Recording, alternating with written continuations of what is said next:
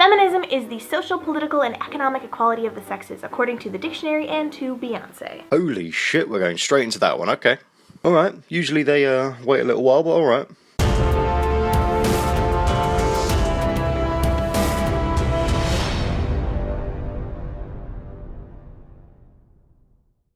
I identify as a feminist.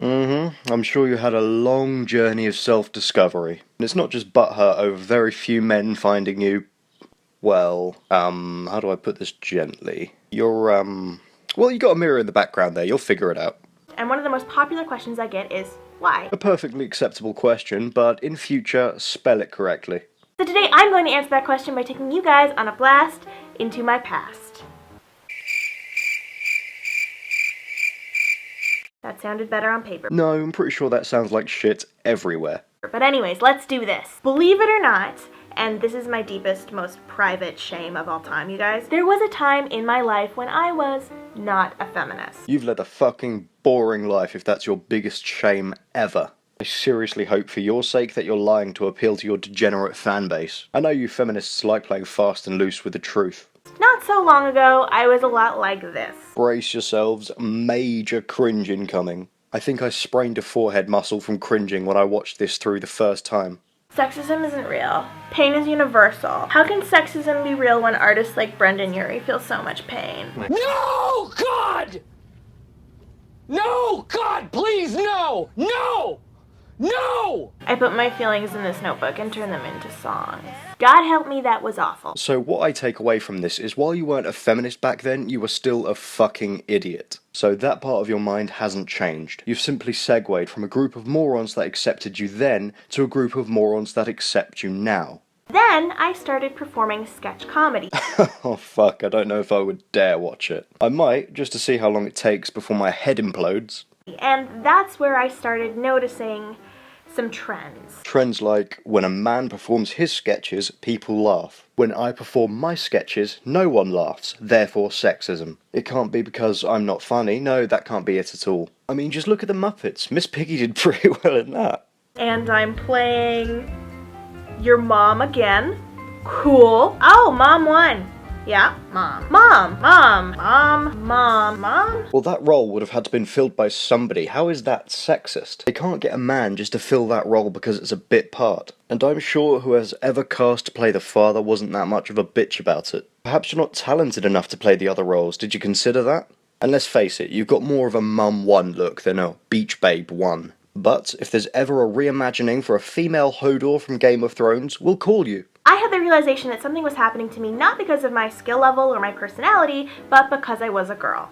Sure, that was it. Because you were a girl. And the way you worded that makes it sound like you're not a girl anymore, but I digress. How do you explain all the successful female actors? Don't stress your brain too much, I'll save you the trouble. When I flick on the television, I don't just see men playing all of those roles. Women have parts too, you know. It just sounds like to me no one wanted to tell you that you sucked ass at acting, and you just wanted something else to blame. Insert patriarchy here. But that said, there are plenty of talented people that don't get anywhere in the showbiz industry. But that doesn't mean there's some huge gender-based conspiracy going on to keep you off the screen. So I decided to do some light reading about feminism, and I made some very startling discoveries. Oh, you did some light reading and ended up seeing exactly what you wanted to see. Excuses for your shortcomings that can be blamed on a concept that's unfalsifiable, which, naturally, you lapped up. Sexism is real. I have privilege. Racism is real. Classism. Oh shit, yeah, sorry, I forgot to warn you, another cringe storm incoming. Sorry about that, kind of dropped the ball there. Basically, she'll believe anything on face value without requiring objective proof. The patriarchy. Societal power structures. The Matrix is real! I would have been more forgiving of you thinking that the Matrix was real. Wait,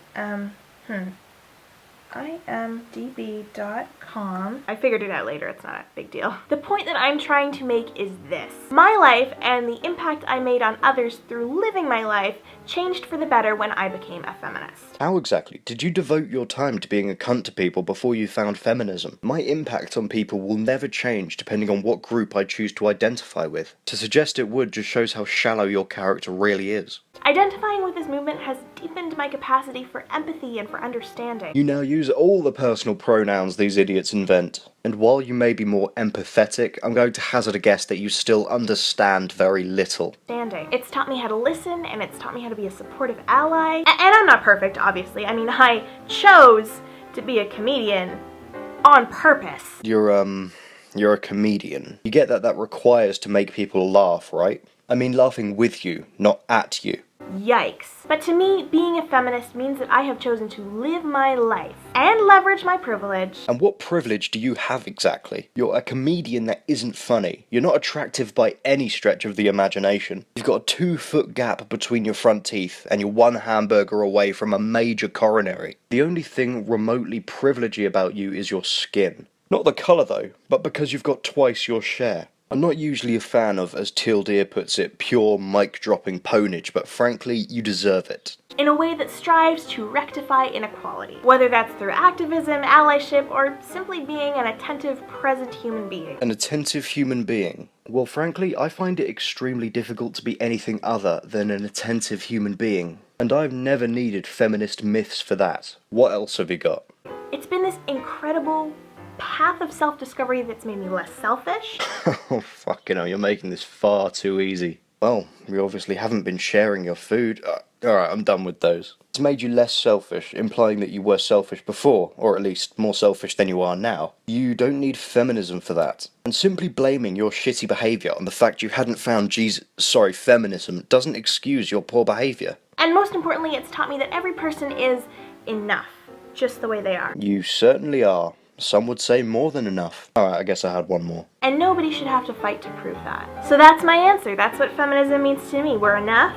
We're worth it. The Matrix was a fictional movie.